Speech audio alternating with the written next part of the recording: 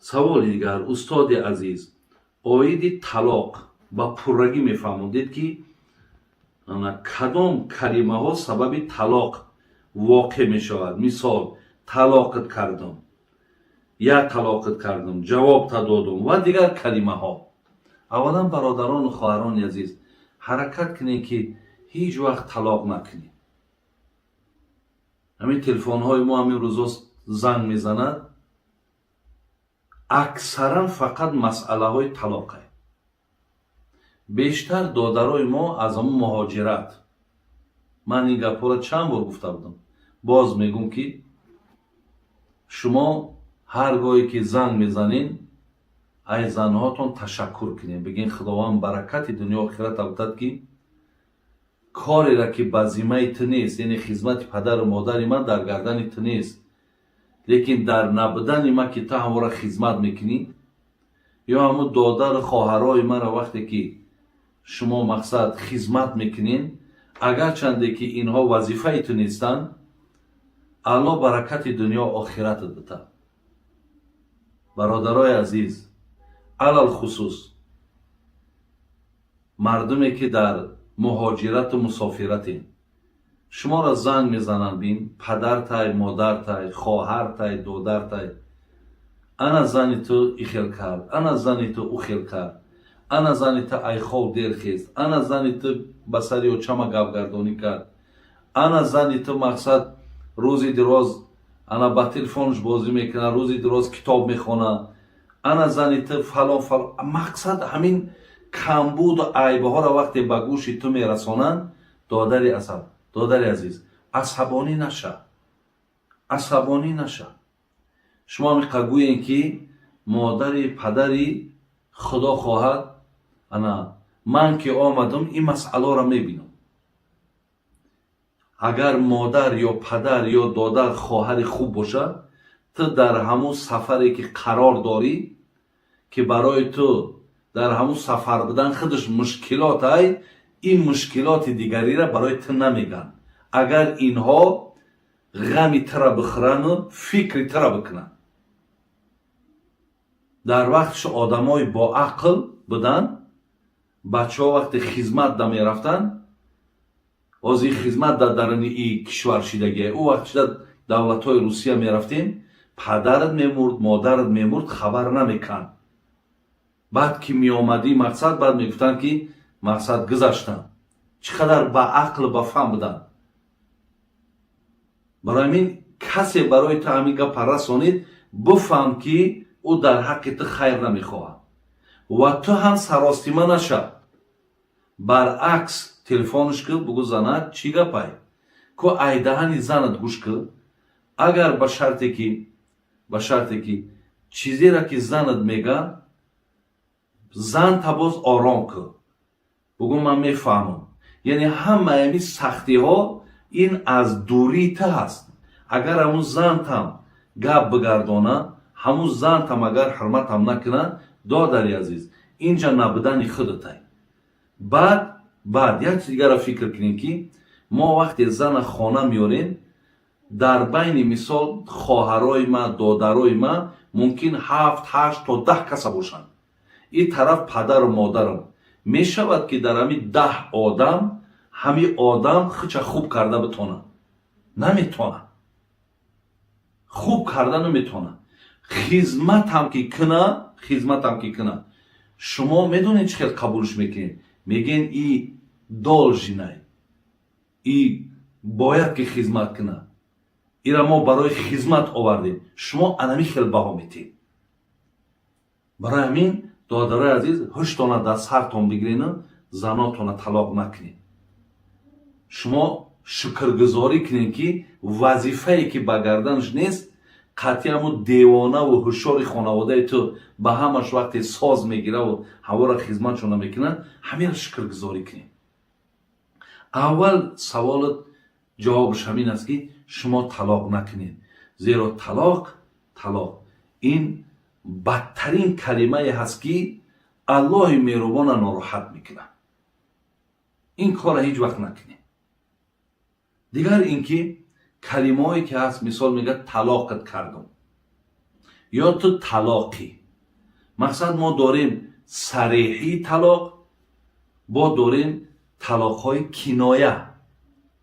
بین یعنی اگر وقتی که آدم میگه طلاقت کردم، یا تو طلاقی، یا تو یک طلاقی، یا تو دو طلاقی، اگر همینجا مهلت نگذره، یعنی 3 ماه نگذره، همون 3 ماهی که انا بگیم مسئله همون ماهانه دیدن شای، حیض دیدن شای، همین نگذره، در همین مهلت 3 ماه اگر ما در مهلت همون مقصد 3 حیض، 3 ماه گفتیستم 3 حیض، نه اگر در همین خیلی که نامعلوم در 3 ماه می شود، در 2 ماه می شود، اگر در همین مهلت همین 3 حیض اگر ما با رجوع کنیم در همین کلمه فقط طلاقت کردم، تو طلاقی، یک طلاقت کردم، دو طلاقت کردم، اگر همین حالت ها ما بگردیم، یعنی قطعش سلام کنیم، در کنار ما بگیریمش، بوسش کنیم، دیگر همینجا اثر اینا نکاح کردن در کار نیست. نکاح کردن در کار نیست. لیکن اگر یک طلاق کرده باشی، اگر این میستد یا دو طلاق کرده باشی، اینا در جای خودشون ایستادگیان. خدای نکرده اگر با یگان بار دیگه یک طلاق کنی، اگر دو طلاق باشه، دو 3 طلاق می شود. یک طلاق باشه، 2 طلاق می شود. اگر طلاق گفته باشی یا تو طلاقی، این یک طلاقه. خدای نکرده یگان بار دیگه 2 طلاق کنی یا 1 طلاق کنی، با بالای 1 تا پیروز می شود. انا اینجا شما بسیار فکر کنید. دیگر اینکه مثال میگویش که زنک من سر دادم، یا جواب دادم، یا جواب دادگی ای، من قطعی تا دیگر زندگی نمیکنم، ببرا برا با جای مادرم باشی. انامینا رو میگن طلاق کنایه، یعنی در اینها 1 طلاق باید میشود. میتونین که وقتی زندگی خواهین اینجا ده حتما کنایه طلاق ده حتما باید که مقصد ملا بیارین، باید که شاهد بیارین، با زناتون 1000 سومه، 1500، 2000 مثال سامانی با مهر بتین، بعد نکاح کنین. انامین کنایه طلاق از صریحی طلاق انا فرقش برادر عزیز. اگر خدای نکرده انامین طلاق کنایه کرد، یعنی سر دادم، جواب دادم، جواب دادگی، با دفعه دیگه با بگوی، با همین جمع با 2 تا می شود. احتیاط کنین که این بعد وقتی که همکاری تکرار شدن گرفت، بعد دیگه ایرا گرفتن نمیتونی برادر عزیز. یا خدای نکرده اگر 3 طلاق کردی، نزد 4 مذهب 3 طلاق 3 طلاقه. بسیار احتیاط کنید در این مسئله. بابا جان، پدر و مادرم از دنیا گذشتن، خواهش میکنم که به من یگان نصیحت کنید تا دلم آرام گیرد. برادر عزیز، من در این بابت ها صحبت بسیار دارم. کسی را پدر و مادرش گذشته، درباره صبر مصیبت شما در همون اینترنت ها بزنین، بنویسین حاجی میرزا صبر در مصیبت میبروید. از همونجا گوش کنین دادرای عزیز، بهتر است. من همین دیروزم درباره صبر مصیبت یا برنامه کردم. خدا خواهد به نزدیکی که برآمد شما باید گوش کنین، از همونجا بسیار چیزا برداشت میکنین. استاد، وقتی که میخواهی از زن جدا شوی، آیا با امضا در خط زکس طلاق حساب میشود یا باید حتمی کلمه 3 طلاق را به زبان بیاریم؟ من یک بار در همین اطراف برای شما گفتم که اکای داملا محمدی حایتی الله رحمتش کنه در کتابش نویساندگی بود که اگر از زکس جدا شدی، مادامی که در هم زکس برادر از شما می نویسین که اونجا می پرسند که یعنی یا می پرسند که مقصد دیگر قطعی می زنک زندگی نمی خواهی، یا در همونجا اگر نویساندگی باشد که خلاص انا از همین روز اعتبارا شما مقصد با این زن زندگی کرده دیگر نمیتونید، آیا با همین چیز راضیید؟ وقتی اونجا امضا که گذاشتی ҳаминҷа як талоқи боин мешавад. яъне дигар бигем аз сари нав никоҳ кардан агар хоҳӣ никоҳ мекунӣ мегирӣ. агар ҳамин зан бо ҳамун имзои ту ҳамун се ҳайзаш гузашт метавонад ки бирав шавҳар кунад.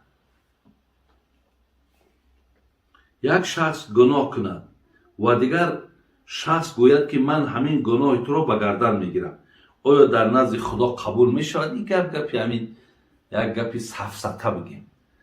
як кас як гуноҳ мекунад, мегӯяд ки бародари азиз, ман ҳамин гуноҳи туро ба гардани ман. якумш ки ҳеҷ вақт худованд гуноҳи як каса дар як каси дигар наменависад. агар ман бугумам гуноҳҳои ҳамат ба гарданам, гуноҳҳои шумо ба гардани ман намеояд. касе чӣ гуноҳе кардааст, чӣ хайре кардааст, роҳату азобша худаш мебинад. вале ин гап, бародари азиз, дар ҳамин дунё ҳай. агар рӯзи қиёмат худои меҳрубон бигӯяд ки ту гуноҳҳои ҳамира ба гардан гирифтай, дар ҳамун ҷо мақсад мункир мешавад ки худои меҳрубон бале ман гирифтам, ман дурӯғ намегам, лекин ман алло имкон бошад агар ман аз худи ҳамин одамам безорам, аз гуноҳшам безорам, зеро уҷада ҳолат дигар чизай, кор дар уҷа дигар хелай. барои ҳамин ин гапҳои ҳамин бигем ҳозираи ҳамин имрӯзаи мо ва шумо ҳай. хоб саволи дигар. устоди азиз, дар муҳоҷират дар як хобгоҳ 2 нафар тоҷик ва 10 тои дигар озорбойҷон ҳастем. мо ҷамоат намозро мехонем, вале бисёри амалҳояшон дар намоз аз мо фарқ мекунад. аз ҷумла дар вақти таҳорат пойҳояшонро намешӯянд, танҳо масҳ мекашанд. оё мо метавонем аз пушти онҳо намозро хонем ё на? не, наметавонем. агар ба шарте ки онҳо пойҳошона маҳз бикашанд, шумо агар поҳотона бушӯен, одами мешуштагӣ аз пушти маҳз мекашидагӣ намозш дуруст намешавад.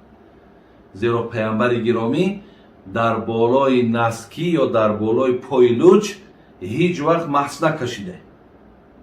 барои ҳамин ҳар касе набошад, фарқ надорад вай озорбойҷонияй, вай мақсад эронияй, вай тоҷикай, ҳамин болои наскишда ки маҳз кашид, ҳамин наскиҳое ки мо дар по дорем, ё дар болои ҳамин пои лучуш маҳз кашид, ай пушташ намоза нахон ки намозу дуруст намешавад.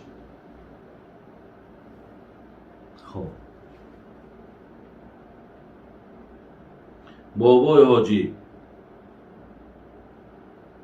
холам аз вақте ки ба шавҳар баромадааст ба мо гап намезанад. муддати 1 сол мешавад ки мо бо ӯ ягон кори бад накардем. шумо гӯед бобоҷон, оё дар назди худо мо гунаҳгорем ё не? бародари мо аю хоҳарои мо аст. гуфтааст холам ай вақте ки шу кардааст, шавҳар кардааст, дигар қатъи мо муносибатша кам, дигар қатъи мо гап намезанад. мақсад мо дар ҳамин ҷо гунаҳгорем. шумо чӣ гунаҳгорем? фақат аку то вақти шавҳар надошт, халас бигем одамо шумо будед, меомад қатон гап мезад, мешишт, рози дил мекард. аку баченаки дилш ки ёфтай, дигар ҷо поакш ки хуб шидагиай, мақсад дигар нолаакш дар руған ки задай, ҷонаш ки дар роҳат ки ҳастай, дигар хай мақсад шояд ки бигӯяд ки шумо дигар дар кор нестед. барои ҳамин бахайра иншоалло хай ку оли ягон вақтак зиндагӣ кунад, ана ҳамун лаҳзаҳои бигем ҳаётии шириниёшу ҳамун хубиҳош бигем як камак гузаштан бигирад, бо худо хоҳад баъд бо қатон гап мезана, ҳечи гапе надорад. ҳозират аку мақсад як машғулият дора, ана бо қатъи ҳамун мардакакш мақсад ха як гуфтугӯ доранд. худо хоҳад ин марҳала бигзара, баъд бо шумо иншоалло навбати шумо ҳам меояд. барои ҳамин шумо ғамгин нашед.